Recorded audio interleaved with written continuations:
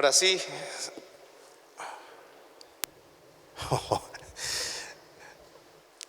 Vamos a ver cómo hago. Me queda muy poquito. El mensaje para hoy, el tema para hoy tiene que ver con algo que Dios puso en mi corazón hace un tiempo. Es el primero de varios mensajes que vamos a estar compartiendo. Obligación o deleite. Obligación o deleite. Mi pregunta es si conoces algo que sea verdaderamente bueno y al mismo tiempo sea asombrosamente fácil. ¿Se complica? Lo que cuesta vale, dice un dicho antiguo. Es raro que encontremos algo que sea verdaderamente bueno y que sea sencillamente fácil. Generalmente todo lo que es muy bueno demanda de todo un esfuerzo. Y en esta mañana me permito y quiero de parte de Dios preguntarte, ¿cómo se encuentra tu vida de oración? Y tal vez tu diagnóstico inicial o primero pueda ser de bien. Sí. Oro antes de acostarme, cuando me levanto, bendecimos los alimentos. Sí, estamos bien. Pero Dios realmente quiere ir un poquito más profundo y preguntarte, ¿realmente estás bien? ¿Tu vida de oración es todo lo que puede ser? Este arma poderosísima que es la oración, ¿está dando todos los frutos o está cumpliendo todo el efecto que puede cumplir en tu vida y en tu entorno? Y le explico por qué les pregunto esto, porque es algo que yo me pregunté hace un tiempo. Y encontraba en mis tiempos de oración, no nada raro, es decir, estaba todo bien, pero había una sensación de que faltaba algo más. Como que lo que hasta antes era bueno, hoy ya era poco. No sé si se entiende. Y no es que quería algo místico, algo sobrenatural, pero como que quería que Dios se manifestara en mi vida de otra manera, con más fuerza, tal vez. Y terminaba de orar y me sentía de alguna manera, no sé si vacío, pero como que es muy difícil poner en palabras. No sé si a vos te pasó alguna vez. Creo que sí. Si estás escuchando esto, creo que tal vez es porque lo pasaste y Dios quiere que te lo replantees. Y cuando llegó el barco Logos, en uno de los libros empecé a mirar así y justo engancho un libro de Timothy Keller, un pastor neoyorquino, y decía la oración. Y no es que sentí y el Espíritu me reveló o el ángel me lo trajo. No, dije, bueno, a ver, si yo estoy sintiendo de parte de Dios que Dios me está diciendo algo con la oración y que quiere que trabaje en mi tiempo de oración, y estoy viendo un libro que dice la oración así en grandote, esto es como, ¿seré yo, Señor? Y sí, sos vos, andá y agarrá el libro y compralo. Entonces fui, agarré el libro sin saber, no conocía a Timothy Keller, se los recomiendo.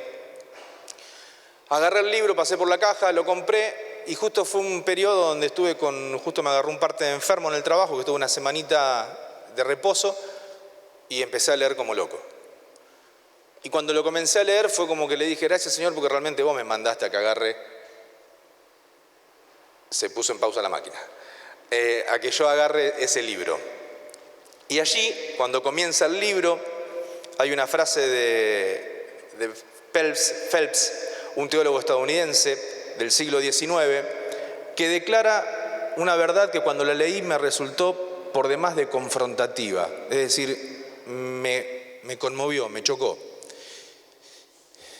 Y este teólogo dice, la primera cosa que aprendemos al intentar orar es nuestro vacío espiritual.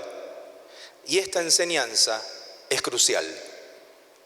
Estamos tan acostumbrados a estar vacíos que no reconocemos nuestra vacuidad, nuestra vaciedad como tal, hasta que comenzamos a tratar de orar. No la sentimos, esta vaciedad, este vacío, no lo sentimos, hasta que empezamos a leer lo que la Biblia y otros han expresado sobre la grandeza y la promesa de la oración. Entonces, finalmente, comenzamos a sentirnos solos y hambrientos. Y a mí me describió de una manera que me vi como en un espejo. Porque yo me sentía así. En mi tiempo de oración sentía cierto vacío, como que no alcanzaba a llenarse lo que yo necesitaba. Me sentía muchas veces solo y que me quedaba con hambre. Y obviamente el problema no viene de parte de Dios. El que está haciendo de que esto suceda no es Dios, sino que soy yo, que tengo que cambiar, que tengo que evolucionar para comunicarme y para relacionarme con Dios de una forma diferente, para que lo que hasta antes me llenaba, que hoy ya no me llena, pueda ser suplido. Esto es como cuando vos sos un niño y te llenás con un platito así y estás saciado y no tenés más hambre. Pero anda a un campamento de hombres y dale un platito así. Y te quedan mirando como diciendo, la entrada estuvo buenísima, pero ¿qué comemos? Y de alguna manera con respecto a la oración pasa esto, es decir, tal vez lo que antes te saciaba y te llenaba, hoy ya no cumple ese efecto. Y necesitas más de Dios, necesitas más intimidad con Dios. Y cierra y dice, es un primer paso importante en la comunión con Dios, pero es desorientador. Y yo me encontraba así, todavía me encuentro un poco así, desorientado. Señor, ¿qué querés? ¿Qué tengo que hacer? ¿Cómo tengo que acomodar mi vida? ¿Cómo tengo que ajustarme? ¿Qué es lo que no estoy viendo en la oración, en este tiempo de intimidad con vos que me está faltando? ¿Qué es eso que no alcanzo a ver o a encontrar, que realmente necesito poner en práctica? Necesidad de aprender a orar, vacío, soledad, hambre de Dios. Un montón de palabras con las cuales yo me sentía y me siento identificado.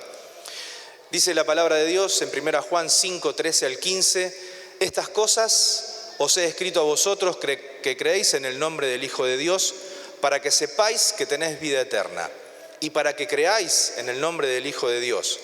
Y esta es la confianza que tenemos en Él, que si pedimos alguna cosa conforme a su voluntad, Él nos oye. Y si sabemos que Él nos oye, en cualquiera cosa que pidamos, sabemos también entonces que tenemos las peticiones que le hayamos hecho. Tenemos esta confianza y esta seguridad, que si pedimos en base a su voluntad, Él nos oye. Ahora mi pregunta es, ¿por qué estás orando? ¿Cuáles son los motivos? ¿Cuáles son los pedidos recurrentes en tus oraciones? ¿Por qué estás orando? ¿Por obligación? ¿Porque es lo que te acostumbraron desde hace muchos años y sentís que si no orás estás en falta con Dios, entonces debo cumplir y orar por obligación? ¿Estás orando por necesidad? Porque tenés un problema, una falta de trabajo, un problema de salud, un familiar, y entonces la necesidad es la que te motiva a pedirle a Dios. ¿Es la obligación? ¿Es la necesidad? ¿O es el deleite? Es que el mejor momento del día es cuando tenés ese tiempo de intimidad con Él, exclusivo. Es cuando no tiene que ver con necesidad. Es cuando no tiene que ver con obligación. Es cuando decís, este es mi tiempo con el Padre. Este es mi tiempo de disfrutar con Él. Este es cuando lo quiero escuchar a Él y quiero que Él me escuche a mí. Aunque puedo estar todo el día, como dice la palabra, no orar sin cesar, pero hay un tiempo puntual donde hay esa intimidad con el Señor que me hace crecer y que me da esa llenura en mi interior que no la puedo encontrar en otra cosa.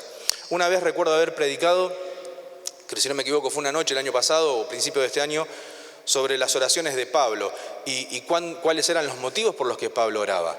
Y la verdad es que cuando yo comparo los motivos de Pablo con los míos o con los motivos que tengo yo en mis oraciones, veo que hay un abismo de diferencia. Porque yo le pido por salud, por trabajo, por esto, por mis hijos, por el país. Es decir, y está todo bien. Yo no digo que esté mal orar así. Pero la realidad es que cuando hablamos de Pablo y de la iglesia primitiva, Pablo, si ustedes recuerdan, cuando le están apedreando a Esteban, Pablo cuidaba las ropas de la gente que lo estaba apedreando. Después fue perseguidor de la iglesia, Pablo. Es decir, que vivió de un lado la persecución de la iglesia primitiva, pero después fue parte de la iglesia y fue perseguido él también de alguna manera. Ahora, si yo analizo Hechos 1 al 4, dice que en aquel día hubo una gran persecución contra la iglesia que estaba en Jerusalén y todos fueron esparcidos por las tierras de Judea y de Samaria, salvo los apóstoles. Pero los que fueron esparcidos iban por todas partes anunciando el Evangelio. No se paraban a orar y decir: Señor, ¿por qué la persecución? ¿Por qué nos pasa esto? Queremos volver a Jerusalén. La verdad que es ingrato. Si nosotros te queremos servir, si estamos buscándote todo el tiempo de corazón sincero, ¿cómo puede ser que esta adversidad se nos presente? Dijeron: estas son las reglas del juego, somos perseguidos, somos esparcidos, tenemos que dejar todo sea para su gloria. Esto que es malo lo voy a usar para bien. Y mientras voy caminando y soy perseguido, voy sembrando la palabra. Y la verdad que yo me sentí así de chiquitito cuando medito en esto y cuando pienso en esto. Hay un cambio de mentalidad. En estos tiempos donde encontramos un crecimiento significativo de la iglesia primitiva, por la diáspora, por la expansión que tuvieron hacia todos lados, tanto en número como en espiritualidad, este crecimiento que hablamos de la iglesia, en su gran mayoría se dio en medio de momentos muy complejos y difíciles para la iglesia. Hablábamos del martirio de Esteban, pero la realidad es que según la historia, lo que podemos encontrar en algunos libros de historia o de personas del tiempo de la iglesia primitiva que dejaron manuscritos y escritos, se sabe, por ejemplo, que Pablo fue encarcelado bajo el Imperio Romano, luego fue decapitado en Roma. Santiago, el hermano de Juan, fue decapitado por Herodes. Esto figura en Hechos capítulo 12, por ejemplo. Tomás fue hasta la India, donde fue asesinado con un dardo o con una flecha posiblemente. Simón Pedro fue crucificado y según Jerónimo, que es un historiador del tiempo de la iglesia primitiva, fue crucificado boca abajo en Roma durante el gobierno de Nerón. Simón el Celote predicó en toda África y también fue crucificado. Marcos fundó la iglesia en Egipto y fue quemado vivo. Bartolomé predicó en Armenia y luego de diversas persecuciones fue golpeado con palos, luego crucificado, después fue lacerado para finalmente ser decapitado. Pobre Bartolomé. Andrés evangelizó en Etiopía y también fue crucificado. Mateo predicó en Egipto y Etiopía hasta que por órdenes del rey fue atravesado con una lanza. Felipe ministró en Grecia, fue crucificado y apedreado hasta morir. Santiago, hermano de Jesús, fue golpeado hasta la muerte por fariseos y saduceos. Juan el apóstol fue exiliado en la isla de Patmos, donde tiene la visión del Apocalipsis, y luego falleció por causas naturales. En los primeros 300 años de la iglesia primitiva encontramos que hay persecución, muerte, violencia, y la verdad que ser cristiano no era salir a la calle con una Biblia bajo el brazo. Tenías que ser un radical. ¿Y vos sos cristiano? Por algo dibujaban el pescadito en la tierra, ¿no? No se podía ni siquiera decir que eras cristiano. Ahora, esta persecución terrible, y si le sumamos encima en el año 64, cuando el emperador prende fuego Roma y dice que todo lo histórico acusa que fue Nerón, pero dice, no, fueron los cristianos. Y ahí ya está, la gotita que rebalsó el vaso, todo el mundo persiguiendo a los cristianos porque habían quemado Roma. Y no la voy a leer, pero hay una historia, o mejor dicho, unas palabras de Tácito, historiador, sobre este evento puntual donde se lo acusa al pueblo de Dios de haber incendiado Roma. Nos lleva a que si realmente analizamos la realidad de esos momentos, las personas por las que Pablo estaba orando sufrían tal vez muchísimos más peligros que nosotros hoy, privaciones de las que sufrimos nosotros hoy, pero Pablo oraba así, y es muy llamativo. A mí me llama muchísimo la atención. No pedía porque el emperador fuera dado de baja, no pedía por beneficio de ellos, no pedía por sanidad de ellos, no pedía para que ellos pudieran estar bien, no pedía para que el problema desaparezca. Pablo, por ejemplo, en Efesios 1, dice, os dé espíritu de sabiduría y de revelación en el conocimiento de Él. Yo no pido que el problema se vaya. Pido que lo que vos estás viviendo te lleve a conocer a Dios de una forma sobrenatural. Que lo conozcas de una manera como no lo conocías antes. Alumbrando los ojos de vuestro entendimiento para que sepáis cuál es la esperanza a que Él os ha llamado y cuáles las riquezas de la gloria de su herencia en los santos y cuál la supereminente grandeza de su poder para nosotros, los que creemos, según la operación del poder de su fuerza.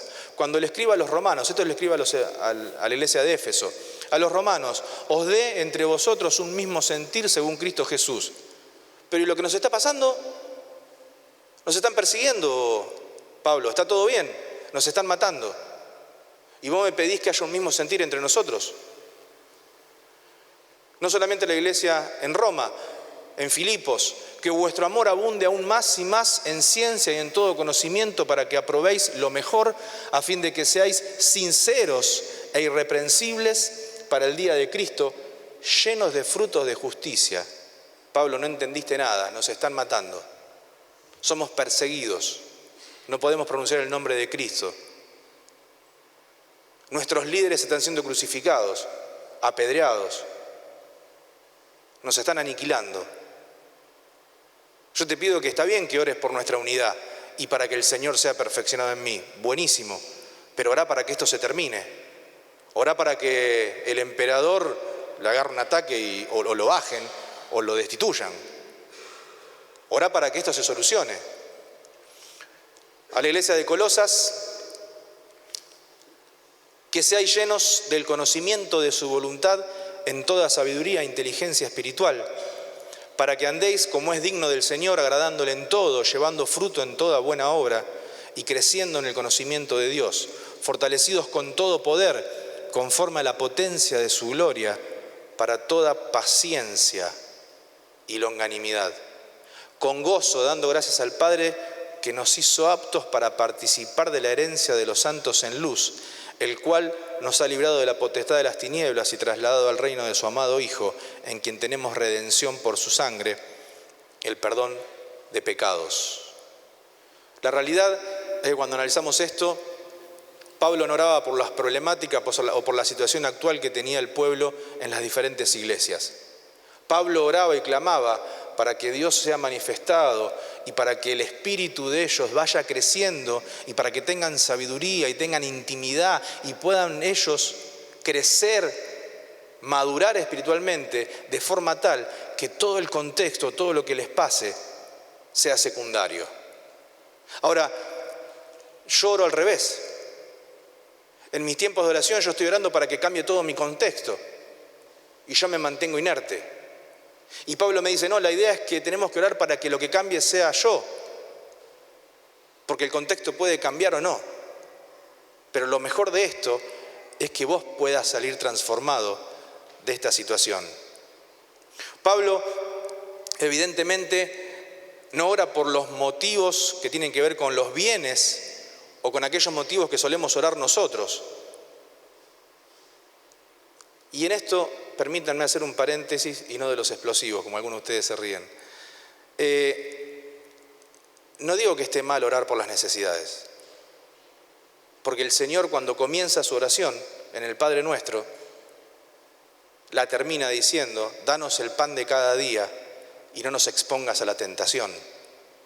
Yo no estoy diciendo que es un error teológico, doctrinal o poner el nombre que vos quieras, orar por las necesidades, pero antes de eso, cuando el Señor comienza el Padre Nuestro, santificado sea tu nombre, venga tu reino.